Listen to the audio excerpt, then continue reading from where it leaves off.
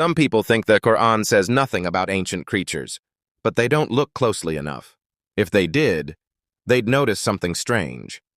Because long before humans walked the earth, this world belonged to beings whose names we only discovered recently. Tyrannosaurus rex, Triceratops, Brachiosaurus, Velociraptor. Creatures so massive and powerful that if you saw one for even a second, your entire belief about life would change. People today say, "Where are dinosaurs in Islam? Why doesn't the Qur'an mention them?"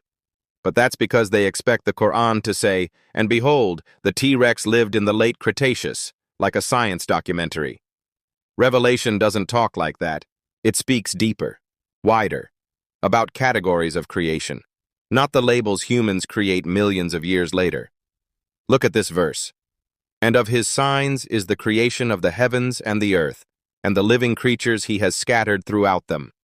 Qur'an 42:29. Living creatures. No era, no species list, just creatures. Creatures of the deep sea. Creatures humans have seen. Creatures humans will never see. Creatures whose bones are still buried in stone. It's almost like Allah is saying, "My creation is far older and far bigger than your imagination." And then comes the hadith, the one many people forget. Adam was the last of Allah's creation. If Adam was the last, then what lived before him? Something walked this earth. Something huge. Something ancient. Even the angels hinted at this. When Allah told them humans would be created, they said, "Will you place upon the earth someone who will cause corruption and shed blood?" Qur'an 2:30. How would they know about blood if the earth had been empty and peaceful? Ibn Abbas, Qurtubi, and others didn't hesitate. There were creatures before humans. Not humans. Not jinn. Something else. Maybe the creatures we now dig from the ground. Giants like Argentinosaurus, predators like Allosaurus, armored beasts like Ankylosaurus. Call them dinosaurs. Call them prehistoric life. The name doesn't matter. Their existence doesn't scare Islam. It fits perfectly inside it. Because the Qur'an uses a word big enough to include all of them. Dabba, any creature that walks on earth. And dinosaurs walked. They ruled. They lived out their chapter. Islam never claimed humans were first. Islam never claimed the planet is young. Islam never claimed no ancient creatures existed. People assumed all of that. The Qur'an simply said, "He creates what you do not know."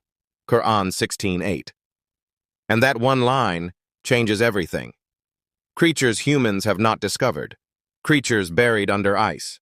Creatures crushed in stone. Creatures wiped out before the first human breath. Suddenly, dinosaurs don't look like a contradiction. They look like an earlier page of the same book, a chapter before ours. And their extinction? Not a sign of chaos, a sign of design. Every era prepares the next. The minerals they left, the layers they created, even the oil deep underground, a gift from ancient life to modern life. Their time ended. Ours began. But we are not the first chapter. Science uncovers bones. Islam uncovers meaning. There were worlds before you. So if these ancient beings lived before us, the real question is not, did dinosaurs exist? The world has already answered that. The real question is, why would Allah create entire civilizations of creatures and then let them vanish? People imagine extinction means failure. But look at how the Qur'an speaks. He gives life, and he causes death, and to him is your return. Qur'an 10:56. Life and death are not accidents. They are part of a system. Even mountains die. Stars die. Planets die. Why wouldn't creatures? Imagine the earth as a house being prepared for a final guest. Every era, every species, every rise and fall is part of that preparation. Dinosaurs had their purpose. Their era shaped the Earth's climate, the minerals we use today, the fossil fuels that run machines, the layers scientists now study to understand the planet. It's almost like Allah was writing history layer by layer long before humans could read it. And here's the part most people never think about. The Qur'an doesn't read like a biology book because it wasn't sent to satisfy curiosity. It was sent to guide souls. But inside its guidance are cracks of cosmic information. Take this. Do they not see how many generations we destroyed before them? Qur'an 21:28. Generations in Arabic is not limited to humans. It means mutations of life, civilizations, waves of creation. Then Allah says, we replace them with others.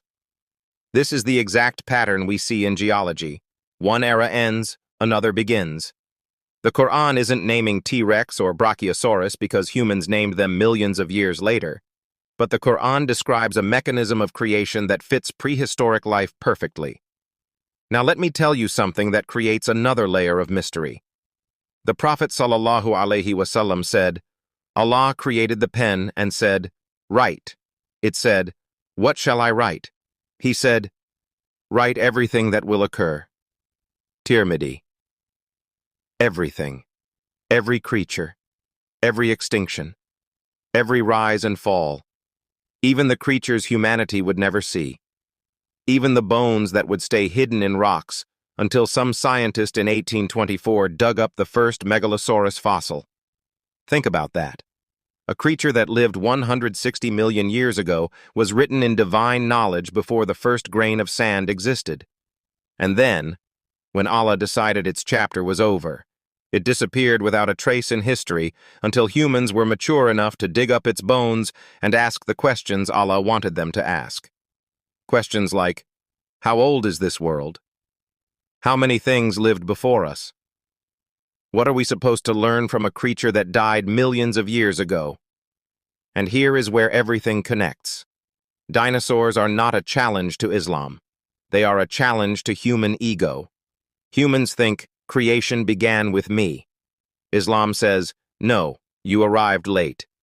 Humans think, we are the center of the universe. Islam says, you are a test within it. Humans think, nothing existed before us. The earth quietly replies, bones say otherwise. And suddenly, you realize something powerful. Those giant creatures weren't placed on earth randomly.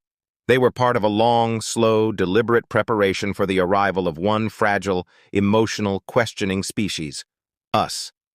And we are the first creation ever told to think instead of just survive. The Qur'an says, we have honored the children of Adam. Qur'an 17:70. Not with strength, not with size, not with claws or speed or armor, but with a mind that can look at a fossil and ask, what came before me? A mind that can look at a universe and whisper, who created this? A mind that can look at a bone older than anything else on earth and still feel the echo of a creator who writes stories across millions of years. This is why dinosaurs fit perfectly into Islam. Not because the Qur'an names them, but because the Qur'an describes a cosmic pattern that they fit inside beautifully. Civilizations come, civilizations go, creatures rise, creatures vanish. And now, it is our turn.